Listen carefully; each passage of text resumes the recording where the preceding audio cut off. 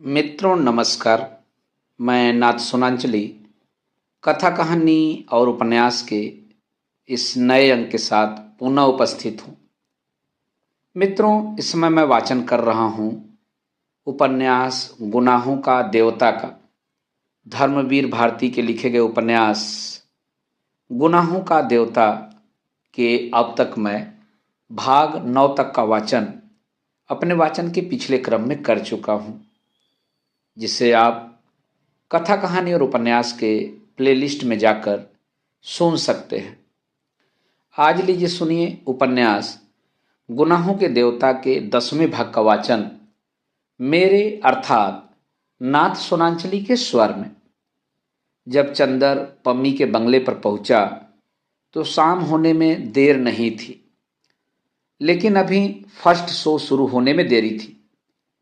पम्मी गुलाबों के बीच में टहल रही थी और बंटी एक अच्छा सा सूट पहने लान पर बैठा था और घुटनों पर ठुड्डी रखे कुछ सोच विचार में पड़ा था। बंटी के चेहरे पर का पीलापन भी कुछ कम था। वह देखने से इतना भयंकर नहीं मालूम पड़ता था, लेकिन उसकी आंखों का पागलपन अभी वैसा ही था और एक खूबसूरत सूट पहनने पर भी उसका हाल यह था कि एक कॉलर अंदर था और एक बाहर। पम्मी ने चंदर को आते देखा तो खिल गई। हेलो कपूर, क्या हाल है? पता नहीं क्यों आज सुबह से मेरा मन कह रहा था कि आज मेरे मित्र जरूर आएंगे, और शाम के वक्त तुम तो इतने अच्छे लगते हो, जैसे वह जगमग सितारा जिसे देखकर किड्स ने अपनी आखिरी सानेट लिखी थी। पम्मी ने एक गुलाब तोड़ा और चंदर के कोट के बटन होल में लगा दिया। चंदर ने बड़े भय से बंटी की ओर देखा कि कहीं गुलाब के तोड़े जाने पर वह फिर चंदर की गर्दन पर सवार न हो जाए, लेकिन बंटी कुछ बोला नहीं। बंटी ने सिर्फ हाथ उठाकर अभिवादन किया और फिर बैठकर सोचने लगा। पम्मी ने कहा, आओ अंदर चले, और चंदर और पम्मी दोनों ड्राइंग रूम में बैठ गए। चंदर ने कहा, मैं तो डर रहा था कि तुमने गुलाब तोड़कर मुझे दिया तो कहीं बंटी नाराज न हो जाए, लेकिन वह कुछ बोला नहीं। पम्मी मुस्कुराई। हाँ, अब वो कुछ कहता नहीं, और पता नहीं क्यों गुलाबों से उसकी तबीयत भीतर हट गई है। अब वह उसकी इतनी परवाह नहीं करता। क्यों? चंदर ने ताजुब से पूछा। पता नहीं क्यों, मेरी तो समझ में यह आता है कि उसका जितना विश्वास अपनी पत्नी पर था वह इधर धीरे धीरे हट गया, और इधर वह यह विश्वास करने लगा है कि सचमुच वह सार्जेंट को प्यार करती थी, इसलिए उसने फूलों को प्यार करना छोड़ दिया। अच्छा, लेकिन यह हुआ कैसे? उसने तो अपने मन में इतना गहरा विश्वास जमा रखा था कि मैं समझता था कि मरते दम तक उसका पागलपन न छूटेगा। चंदर ने कहा, नहीं, बात यह हुई कि तुम्हारे जाने के 2-3 दिन बाद मैंने एक दिन सोचा कि मान लिया जाए, अगर मेरे और बंटी के विचारों में मतभेद है तो इसका मतलब यह नहीं कि मैं उसके गुलाब चुरा कर उसे मानसिक पीड़ा पहुंचाऊं और उसका पागलपन और बढ़ाऊं। बुद्धि और तर्क के अलावा भावना और सहानुभूति का भी एक महत्व मुझे लगा, और मैंने फूल चुराना छोड़ दिया। 2-3 दिन वह बेहद खुश रहा, बेहद खुश, और मुझे भी बड़ा संतोष हुआ कि लो अब बंटी शायद ठीक हो जाए। लेकिन तीसरे दिन सहसा उसने अपना खुरपा फेंक दिया, कई गुलाब के पौधे उखाड़कर फेंक दिए, और मुझसे बोला, अब तो कोई फूल भी नहीं चुराता, अब भी वह इन फूलों में नहीं मिलती। वह जरूर सार्जेंट के साथ जाती है, वह मुझे प्यार नहीं करती, हरगिज नहीं करती। और वह रोने लगा। बस उसी दिन से वह गुलाबों के पास नहीं जाता, और आजकल बहुत अच्छे अच्छे सूट पहनकर घूमता है और कहता है, क्या मैं सार्जेंट से कम सुंदर हूँ? और इधर वह बिल्कुल पागल हो गया है, पता नहीं किससे अपने आप लड़ता रहता है। चंदर ने ताजुब से सिर हिलाया। हाँ, मुझे बड़ा दुख हुआ, पम्मी बोली। मैंने तो हमदर्दी की कि फूल चुराने बंद कर दिए, और उसका नतीजा यह हुआ। पता नहीं क्यों कपूर, मुझे लगता है कि हमदर्दी करना इस दुनिया में सबसे बड़ा पाप है। आदमी से हमदर्दी कभी नहीं करनी चाहिए। चंदर ने सहसा अपनी घड़ी देखी। क्यों, अभी तुम नहीं जा सकते? बैठो और बातें सुनो। इसलिए मैंने तुम्हें दोस्त बनाया है। आज 2-3 साल हो गए मैंने किसी से बातें ही नहीं की, और तुमसे इसलिए मैंने मित्रता की है कि बातें करूंगी। चंदर हंसा। आपने मेरा अच्छा उपयोग ढूंढ निकाला। नहीं, उपयोग नहीं मिस्टर कपूर, तो मुझे गलत ना समझना। जिंदगी ने मुझे इतनी बातें बताई हैं, और यह किताबें जो मैं इधर पढ़ने लगी हूँ, इन्होंने मुझे इतनी बातें बताई हैं कि मैं चाहती हूँ कि उन पर बातचीत करके अपने मन का बोझ हल्का कर लूँ। और तुम्हें बैठकर सुननी होगी सभी बातें। हाँ, मैं तैयार हूँ। लेकिन किताबें पढ़नी कब से शुरू कर दी तुमने? चंदर ने ताजुब से पूछा। अभी उस दिन मैं डॉक्टर शुक्ला के यहाँ गई। उनकी लड़की से मालूम हुआ कि तुम्हें कविता पसंद है। मैंने सोचा उसी पर बातें करूं, और मैंने कविताएं पढ़नी शुरू कर दी। अच्छा, तो देखता हूं कि 2-3 हफ्ते में भाई और बहन दोनों में कुछ परिवर्तन आ गए। पम्मी कुछ बोली नहीं, हंस दी। मैं सोचता हूं पम्मी कि आज सिनेमा देखने जाऊं। कार है साथ में। अभी 15 मिनट बाकी है, चाहो तो चलो। सिनेमा? आज 4 साल से मैं कहीं नहीं गई हूं। सिनेमा, हौजी, बाल डांस, सभी जगह जाना बंद कर दिया है मैंने। मेरा दम घुटेगा हाल के अंदर। लेकिन चलो देखें। अभी भी कितने ही लोग वैसे ही खुशी से सिनेमा देखते होंगे। एक गहरी सांस लेकर पम्मी बोली। बंटी को ले चलोगे? हाँ हाँ, तो चलो उठो, फिर देर हो जाएगी। चंदर ने घड़ी देखते हुए कहा।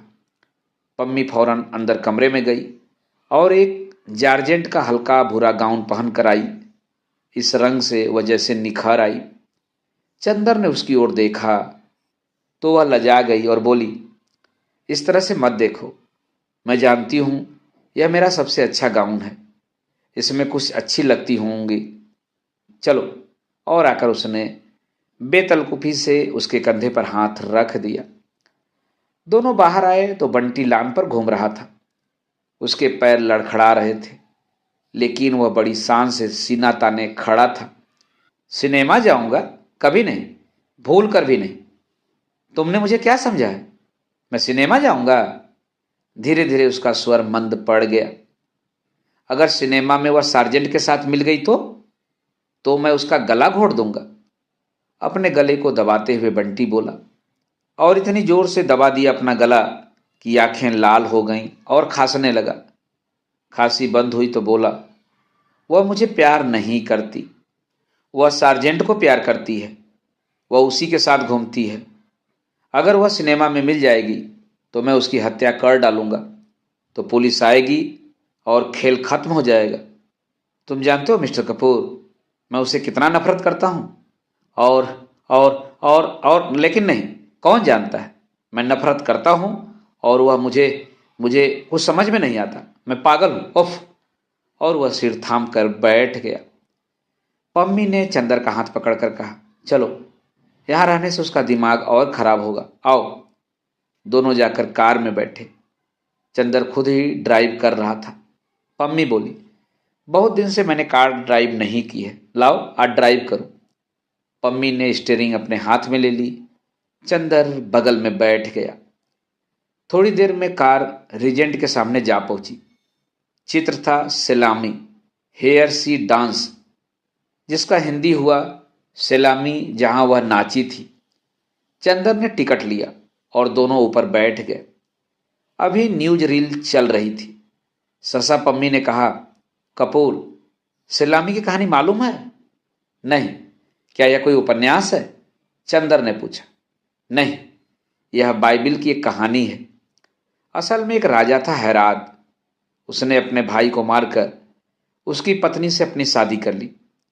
उसकी भतीजी थी सलामी, जो बहुत सुंदर थी और बहुत अच्छा नाचती थी। हैराद उस पर मुग्ध हो गया, लेकिन सलामी एक पैगंबर पर मुग्ध थी। पैगंबर ने सलामी के प्रणय को ठुकरा दिया। एक बार हैराद ने सलामी से कहा कि यदि तुम नाचो तो मैं तुम्हें कुछ दे सकता हूं। सलामी नाची, और पुरस्कार में उसने अपना अपमान करने वाले पैगंबर का सिर मांगा। हैराद वचनबद्ध था। उसने पैगंबर का सिर तो दे दिया, लेकिन बाद में इस भय से कि कहीं राज्य पर कोई आपत्ति न आए, उसने सलामी को भी मरवा डाला। चंदर को यह कहानी बहुत अच्छी लगी। तब तो चित्र बहुत ही अच्छा होगा। उसने सोचा, सुधा की परीक्षा है, वरना सुधा को भी दिखला देता।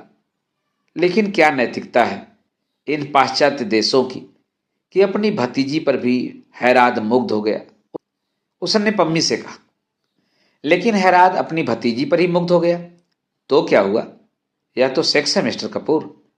सेक्स कितनी भयंकर शक्तिशाली भावना है यह भी शायद तुम नहीं समझते।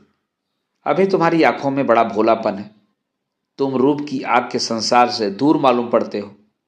लेकिन शायद 2-1 साल बाद तुम भी जानोगे कि यह कितनी भयंकर चीज है। आदमी के सामने वक्त बेवक्त, नाता रिश्ता, मर्यादा और मर्यादा कुछ भी नहीं रह जाता। वह अपनी भतीजी पर मोहित हुआ तो क्या? मैंने तो तुम्हारे यहाँ एक पौराणिक कहानी पढ़ी थी कि महादेव अपनी लड़की सरस्वती पर मुग्ध हो गए थे। महादेव नहीं, ब्रह्मा। चंदर बोला, हाँ हाँ ब्रह्मा, मैं भूल गई थी।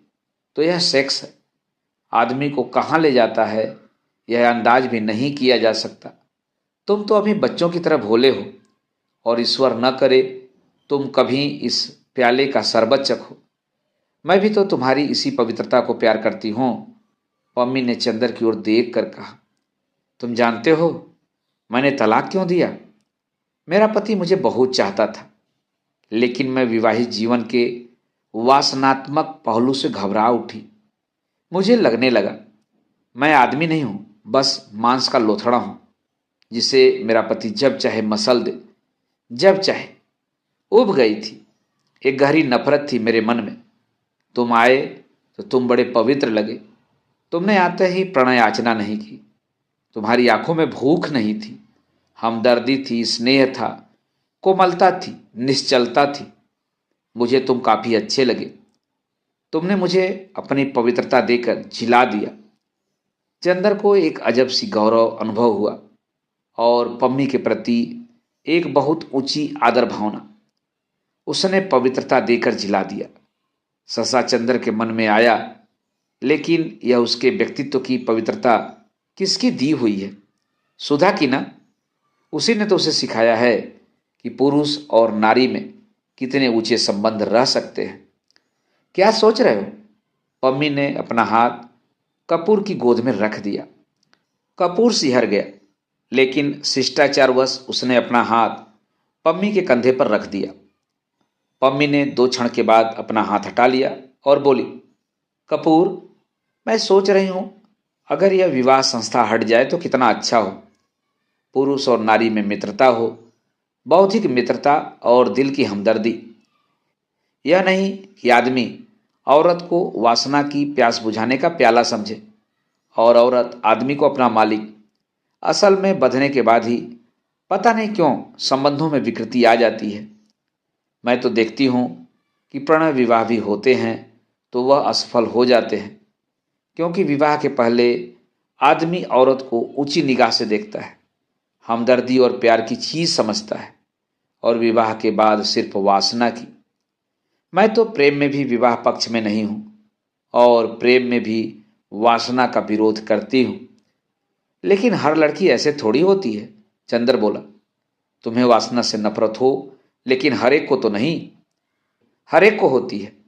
लड़कियां बस वासना की झलक, एक हल्की सिहरन, एक गुदगुदी पसंद करती हैं, बस उसी के पीछे उन पर चाहे जो दोष लगाया जाए। लेकिन अधिकतर लड़कियां कम वासना प्रिय होती हैं, लड़के ज्यादा। चित्र शुरू हो गया। वह चुप हो गई, लेकिन थोड़ी देर में मालूम हुआ कि चित्र भ्रमात्मक था। वह बाइबिल की सलामी की कहानी नहीं थी, वह एक अमेरिकन नर्तकी और कुछ डाकुओं की कहानी थी। पम्मी उब गई। अब जब डाकू पकड़कर सलामी को एक जंगल में ले गए तो इंटरवल हो गया और पम्मी ने कहा, अब चलो। आधे ही चित्र से तबीयत उब गई। दोनों उठ खड़े हुए और नीचे आए। कपूर, अब की बार तुम ड्राइव करो, पम्मी बोली। नहीं, तुम ही ड्राइव करो, कपूर बोला। कहाँ चलें? पम्मी ने स्टार्ट करते हुए कहा। जहां चाहो, कपूर ने विचारों में डूबे हुए कहा। पम्मी ने गाड़ी खूब तेज चला दी। सड़कें साफ थी।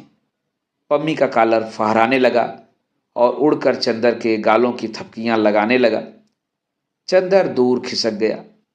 पम्मी ने चंदर की ओर देखा और बजाय कॉलर ठीक करने के गले का एक बटन और खोल दिया और चंदर को पास कर लिया। चंदर चुपचाप बैठा था। पम्मी ने एक हाथ स्टीयरिंग पर रखा और एक हाथ से चंदर का हाथ पकड़े रही, जैसे वह चंदर को दूर नहीं जाने देगी। चंदर के बदन में एक हल्की सिहरन नाच रही थी। क्यों? शायद इसलिए कि ठंडी हवा थी, या शायद इसलिए कि उसने पम्मी का हाथ अपने हाथ से हटाने की कोशिश की। पम्मी ने हाथ खींच लिया और कार के अंदर की बिजली जला दी। कपूर चुपचाप ठाकुर साहब के बारे में सोचता रहा। कार चलती रही। जब चंदर का ध्यान टूटा तो उसने देखा कार मैकफर्सन लेक के पास रुकी है। दोनों उतरे। बीच में सड़क थी। इधर नीचे उतरकर झील और उधर गंगा बह रही थी। 8 बजा होगा। रात हो गई थी। चारों तरफ सन्नाटा था। बस सितारों की हल्की रोशनी थी। मैकफर्सन झील काफी सूख गई थी। किनारे किनारे मछली मारने के मचान बने थे। इधर आओ, पम्मी बोली और दोनों नीचे उतरकर मचान पर जा बैठे। पानी का धरातल शांत था। सिर्फ कहीं कहीं मछलियों के उछलने या सांस लेने से पानी हिल जाता था। पास ही के नीवा गांव में किसी के यहाँ शायद शादी थी, जो शहनाई का हल्का स्वर हवाओं की तरंगों पर हिलता डुलता आ रहा था। दोनों चुपचाप थे।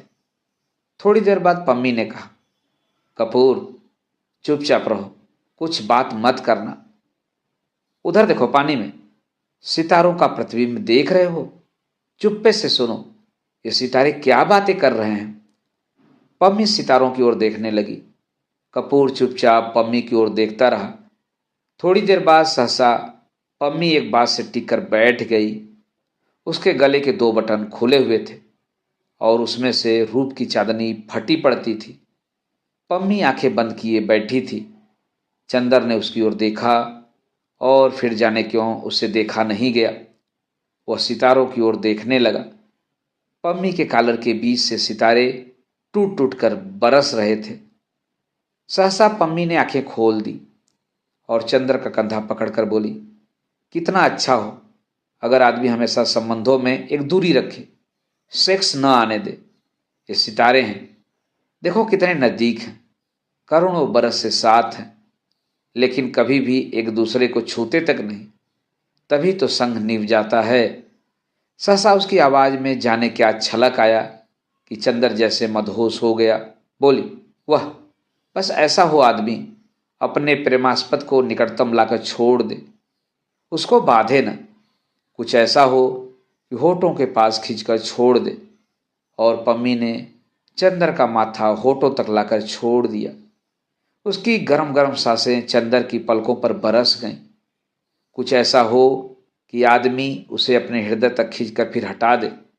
और चंदर को पम्मी ने अपनी बाहों में घेर कर अपने वक्ष तक खींचकर छोड़ दिया। वक्ष की गरमाई चंदर के रोम रोम में सुलग उठी। वह बेचैन हो उठा। उसके मन में आया कि वह अभी यहाँ से चला जाए। जाने कैसा लग रहा था उसे। सहसा पम्मी बोली, लेकिन नहीं, हम लोग मित्र हैं। और कपूर, तुम बहुत पवित्र हो, निष्कलंक हो और तुम पवित्र रहोगे। मैं जितनी दूरी, जितना अंतर, जितनी पवित्रता पसंद करती हूँ वह तुम में है और हम लोगों में हमेशा निभेगी, जैसे इन सितारों में हमेशा निभती आई है। चंद्र चुपचाप सोचने लगा, वह पवित्र है। एकाएक उसका मन जैसे उबने लगा। जैसे एक बिहक शिशु घबराकर अपने नीड़ के लिए तड़प उठता है, वैसे ही वह इस वक्त तड़प उठा सुधा के पास जाने के लिए। पता नहीं क्यों, यहाँ कुछ है जो उसे जकड़ लेना चाहता है। वह क्या करे। पम्मी उठी, वह भी उठा। बांस का मचान हिला, लहरों में हरकत हुई। करोड़ों साल से अलग और पवित्र सितारे हिले, आपस में टकराए और चूर चूर होकर बिखर गए। मित्रों, अभी आप सुन रहे थे धर्मवीर भारती के लिखे गए उपन्यास गुनाहों का देवता का वाचन मेरे अर्थात नासुरांजलि के स्वर में। मित्रों, अब लीजिए सुनिए उपन्यास गुनाहों का देवता के 11वें भाग का वाचन मेरे अर्थात नाथ सुनांचली के स्वर में। रात भर चंदर को ठीक से नींद नहीं आई। अब गर्मी काफी पड़ने लगी थी। एक सूती चादर से ज्यादा नहीं ओढ़ा जाता था और चंदर ने वह भी ओढ़ना छोड़ दिया था। लेकिन उस दिन रात को अक्सर एक अजब सी कपकपी उसे झकझोर जाती थी और वह कसकर चादर लपेट लेता था। फिर जब उसकी तबीयत घुटने लगती तो वह उठ बैठता। उसे रात भर नींद नहीं आई। बार बार झपकी आई और लगा जैसे उसके अंग अंग में चिताएं धधक रही हैं। लगा जैसे सामने की खुली खिड़की से सैकड़ों तारे टूट टूट कर भयानक तेजी से आ रहे हैं और उसके माथे से टकरा टकरा कर चूर हो जाते हैं। एक मर्मांतक पीड़ा उसकी नसों में खौल उठी और लगा जैसे उसके यंग अंग में चिताएं धधक रही हैं। जैसे तैसे रात कटी और सुबह उठते ही वह यूनिवर्सिटी जाने से पहले सुधा के यहाँ गया। सुधा लेटी हुई पढ़ रही थी। डॉक्टर शुक्ला पूजा कर रहे थे। बुआ जी शायद रात को चली गई थी, क्योंकि बिनती बैठी तरकारी काट रही थी और खुश नजर आ रही थी। चंदर सुधा के कमरे में गया। देखते ही सुधा मुस्कुरा पड़ी, बोली कुछ नहीं। लेकिन आते ही उसने चंदर के यंग अंग को अपनी निगाहों के स्वागत में समेट लिया।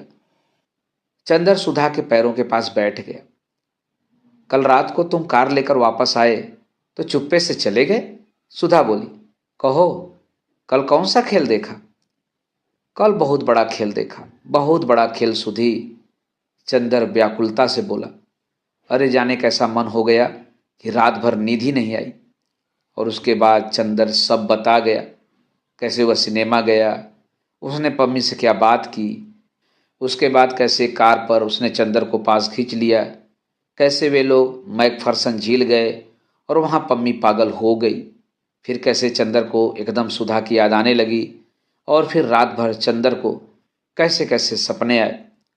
सुधा बहुत गंभीर होकर मुंह में पेंसिल दबाए कोहनी टेके बस चुपचाप सुनती रही और अंत में बोली, तो तुम इतने से परेशान हो गए चंदर?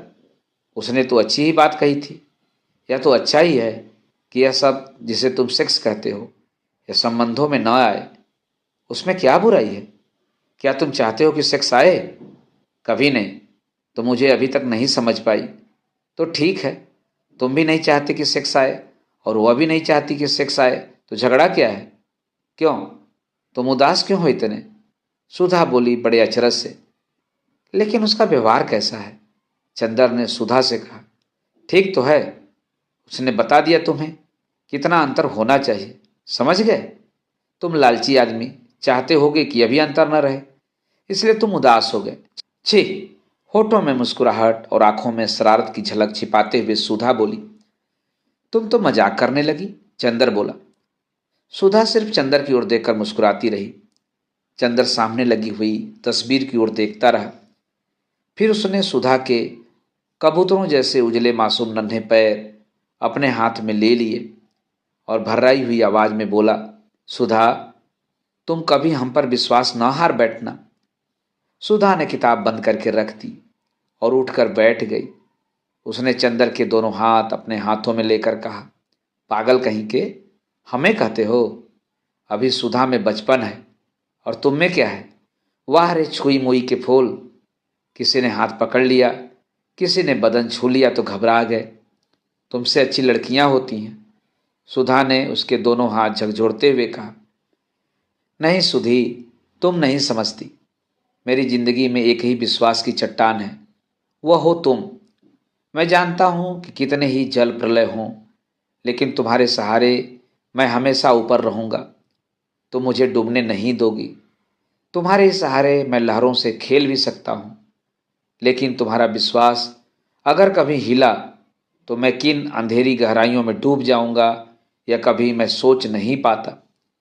चंदर ने बड़े कातर स्वर में कहा।